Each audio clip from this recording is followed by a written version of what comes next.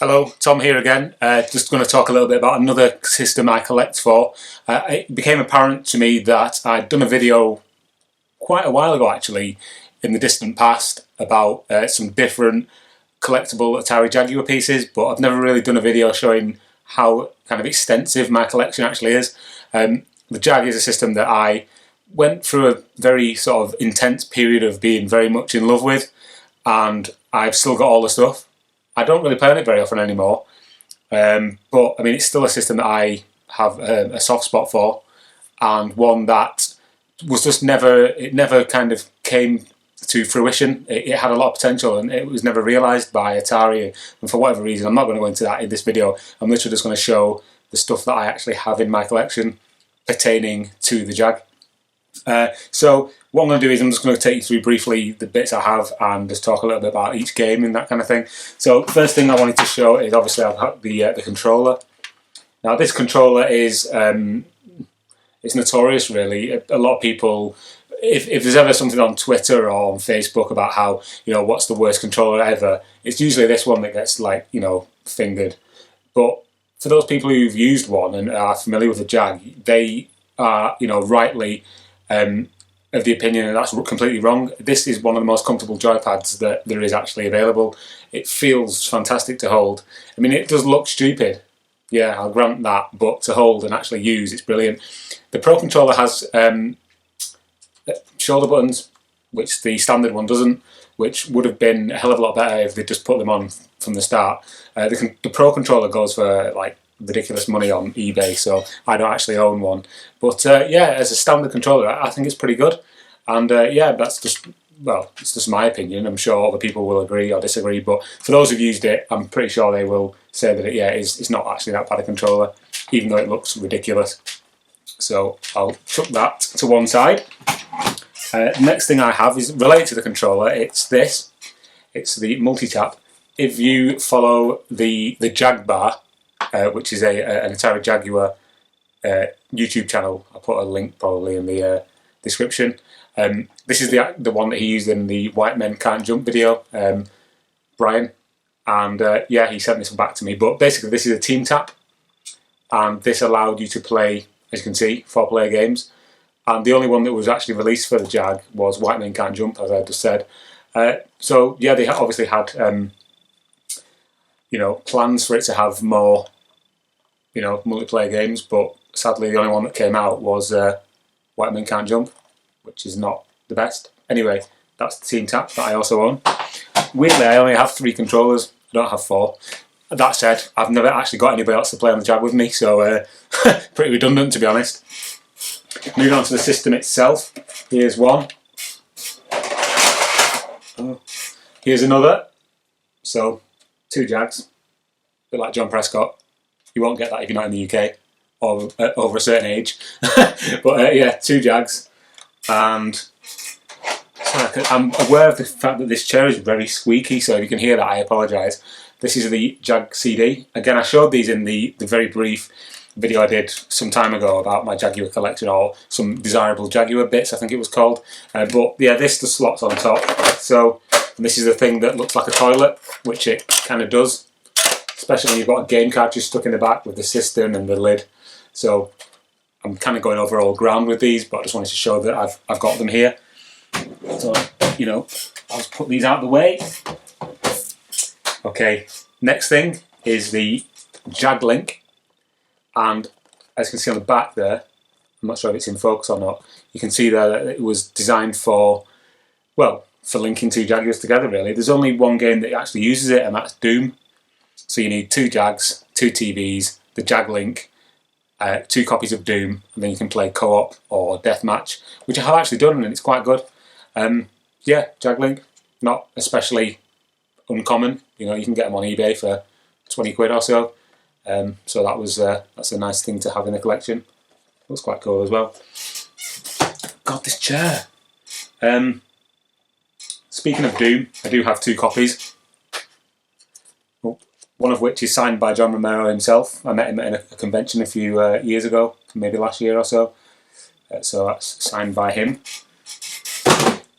Moving on, now I'll go through the games that I've got, which have got boxes for them first, because I do have, the fact the Jag, like the SNES and the N64 and a couple of other systems, had cardboard boxes for its games. So over time they perish and or either get broken or bent or just degrade and people throw them away.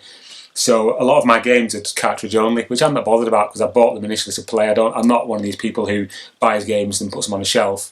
I do generally buy games to play them. So the fact that something's not got a box doesn't really bother me, unless it's like something like the Dreamcast or the Saturn, where you know, buying just a CD is a bit rubbish. But yeah, I'll go through my my games here as well. I'm pretty sure there'll be a couple of games here that you didn't even know were on the Jag. And I kind of take it for granted that I know so much about the system, but other people, it might be kind of quite a mysterious system that they didn't know certain games were on. So hopefully some of these will be an eye-opener. And again, I apologise for the quality of some of these boxes because some of them are in pretty bad condition, including this one. So this is Flashback. This is the 2D like side-scrolling adventure from Delphine in US Gold. Fantastic game, one of my favourite games of all time actually, brilliant game. I am going to chuck these over to the side when I finish with them, by the way, so don't be the boxes are empty, so don't freak out. 05, this was quite a late one in the Jag's life. This was one of the Telegames releases, and Telegames had a load of like unreleased Jag games, and they kind of finished them up and then released them under their own brand name. So that, and you can tell by the sort of the packaging, like it's not as professional as the other earlier Jaguar games. So yeah, 05, that's quite a nice kind of space shoot 'em up. Very difficult, but it's quite fun, and kind of shows what the Jag could do really with like polygons and stuff, because it's very graphically impressive. Defender 2000. This is a Jeff Minter game, and yeah, I believe he wasn't particularly like happy with how it ended up, but it's got Defender 2000 and like other versions of it says here Classic. Defender Classic, Defender Plus, and Defender 2000, and it's just like a kind of a redux of Defender. So, Sensible Soccer. I'm not a massive fan of Sensible Soccer. I think I got this because it was like £8 or something on eBay, and it was in like mint condition, still wrapped, like sealed. And obviously, when it came, I just opened it and played it. But yeah, really good condition, and Sensible Soccer. Not much more I can say about that. Iron Soldier, which is quite a cool game. You just walk around in a big mech, blowing stuff up. Another one that was quite impressive for the time, graphically impressive. And it does have a sequel and a threequel, if you will, on the PlayStation as well. The sequel is on both cartridge and CD, but it's the cartridge version, which apparently is more sought after. I don't own it because I'm not one to pay ridiculous sums of money for games that I'm probably going to play once. This chair's doing my head in, and I do apologise if it's doing yours in as well. Tempest 2000, again, doesn't really need any introduction. It's an update of the classic Tempest. This one, I did get signed by Jeff Minter, but it looks like the signature has worn off. Well, no, you can still see it there. It's very faint. He did it with a gold pen. It's the only one I could find. So I might take that to another convention and get him to re-sign it at some point in the future. That's Tempest. Moving on, we have Hover Strike. This is like a first-person vehicular combat type game. You just kind of roam around these landscapes in your hovercraft. It's got pretty poor frame rate, and it does get unplayable at times. You can change the view to the external view, but the camera kind of has this. When you do that, the game has this massive border around the screen, and it's just not playable. Pitfall, Mine Adventure. If you played this on the SNES or the 32X or any of the 16-bit systems it's on, then you've played Pitfall. It's pretty much the same game. Got a few different effects, a few graphical enhancements for the Jag version. That's about it, really, to be honest. After I do these videos, you want to see the mess that is just like around me. It's all over the place. Cannon Fodder, again, a game that I'm pretty sure a lot of people have already played. But you move your little squad around on the 2D maps and shoot stuff, and yeah, it's pretty cool. And yeah, the Jag version doesn't have any FMV, even though it's showing an FMV screenshot on the front of the box. It does have the stills though from it, so maybe they got away with it that way. Missile Command 3D. This is one of the games that was going to be compatible with the virtual reality headset for the Jag. And yeah, it even comes up when you turn the game on with the little spinny round virtual reality logo. And the idea was that you would be able to put the virtual reality headset on and you could look around with the target in reticule in the middle of the screen and shoot the different things that were coming towards your base. But even without that, it's still a pretty cool game, and it has all the original versions of Missile Command and just different kind of 3D representations of the game. It's really cool, actually. Probably one of the better games on the Jag, that. Checkered Flag is an atrocious take on virtual racing. It's just appallingly bad. The controls are really twitchy. I know there's a mod or something where you can change the control scheme and make it a little bit less, like you just turn and you crash into a wall, but the frame rate, everything about it is just terrible, so probably avoid that one, or get it if you're a completionist. Dragon, the Bruce Lee story. This is pretty much identical to the Mega Drive and SNES versions. It's just the game based on the film, which is based on the life of Bruce Lee. Flip Out, which is a fairly confusing puzzle game where you have to like flip these like tiles around. Like it's too complicated for me to explain it here, but it's yeah, puzzle game. Trevor McFur in the Present Galaxy. This was one of the launch games for the Jag, I believe, and looks pretty good. But unfortunately, there's no background music, and I believe that's because it was rushed out to meet the launch date or something of the Jag. It's a good technical showcase for what the Jaguar could do with sprites, because it, like I say, it does look pretty good. But yeah, apart from that, it's pretty unremarkable. Yeah, I was quite sort of disappointed when I first kind of played it, because on the back of the box it looks really good, and then you play it and it's like Valdez here, snowboarding and skiing.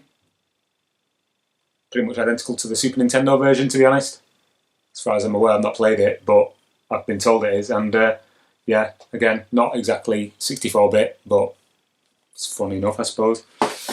Moving on to Club Drive, notoriously bad Club Drive, which is a flat shaded polygon game where you, well, I use the term game in the least possible sense. You basically just drive around these empty environments collecting balls of power, known as power balls, funnily enough.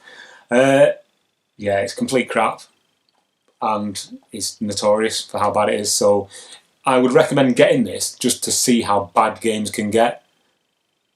Yeah.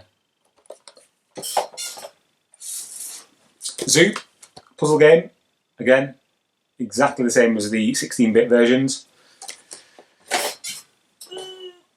Bubsy, utter rubbish.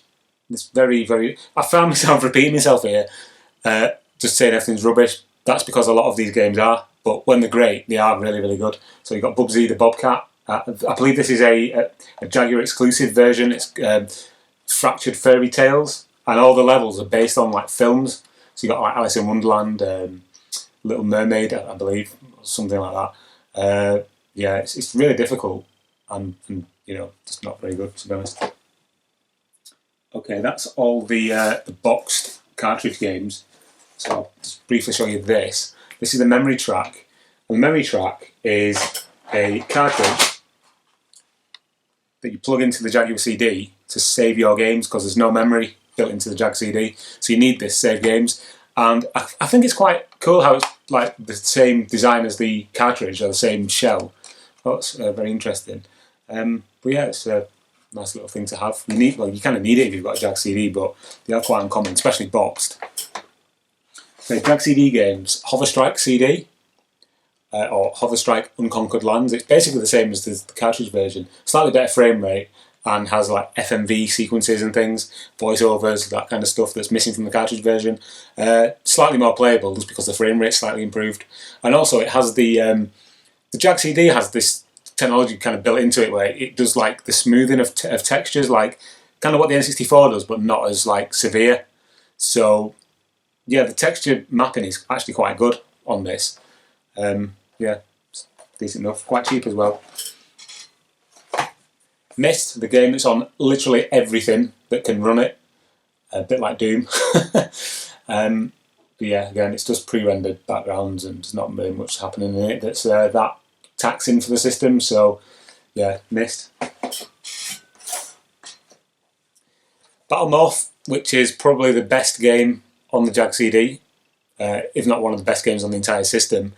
And yeah, it's just really relaxing. You can fly around in your spaceship, shooting stuff, hovering around, collecting power-ups and things. Just, yeah, it's really tranquil and pretty cool. Also, voiceover work by Rob Brydon. Rob Brydon did several different games for the Jag CD, and the other one is this Blue Lightning, which was the packing game. So I turn up the right way up, which is kind of like Afterburner, but not as good.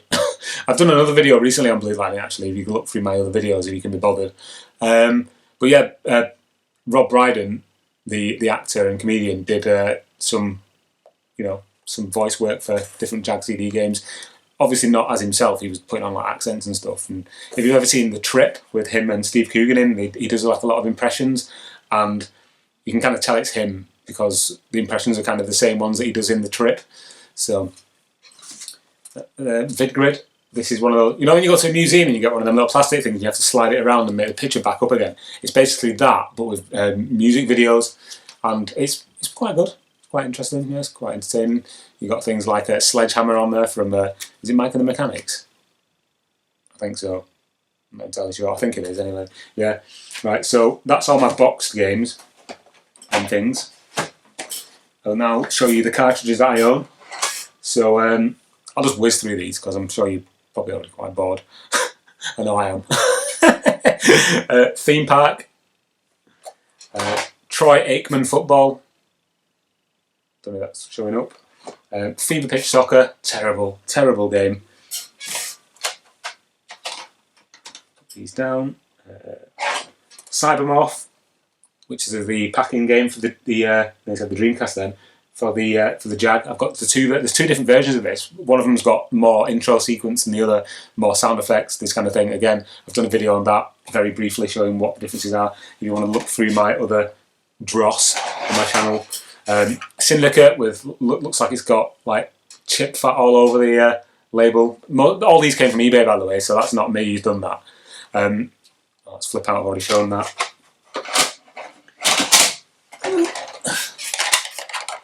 Azul 2, Alien vs Predator. This is the one that is like the system seller. It's quite good. That said, playing it now in 2016, it's pretty pants. That's the other version of Cybermorph. Probably my favourite game on the Jag is Super Burnout, which is a motorcycle game. Really, really cool, really smooth, really fast, lots of sprites, brilliant. Attack of the Mutant Penguins. The Angry Video Game Nerd did a video on this, and it's pretty much spot on. It's just one of the most weird, confusing games of all time. What else have I got here? Power Drive Rally, which is a slightly tied up version of the Mega Drive game. So it's got newer graphics. It's kind of like it's a bit of a semi-sequel. So it's got new stages, new graphics, new cars, that kind of thing. Again, it's the only rally game on the Jag actually, and actually the only game on the Jaguar that's got like real cars in it. So yeah, it's quite a cool game if you pick that one up cheap. Doubt it these days. Supercross 3D, one of the worst games on the Jag. Frame rate of about 3 frames per second. Horrendous. What else have I got down here? Let's see.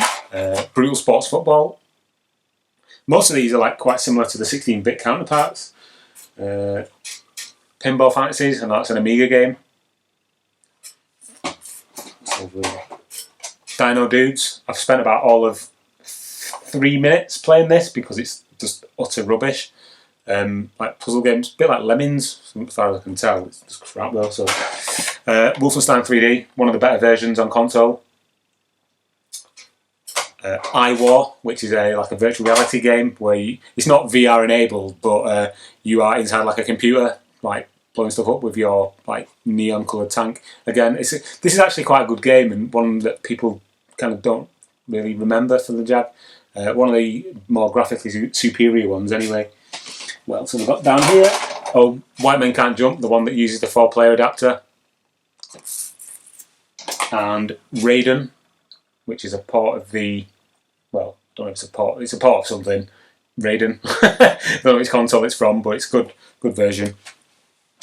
And last but not least, Ruiner Pinball. So yeah, I've got quite a lot of stuff here for the Jag. Most of it, like I say, I don't really play on very often.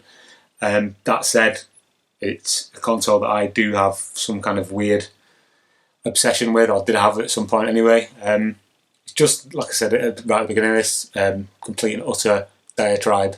It's just the untapped potential really that the system had, and the unfair kind of like reputation it's got for being complete shit when there's actually quite a few good games on it. Don't get me wrong, I reckon there's more shit games than there are good games, but the good games are really good, so it's worth giving it a try if you do have the money and the patience to try and get one cheap.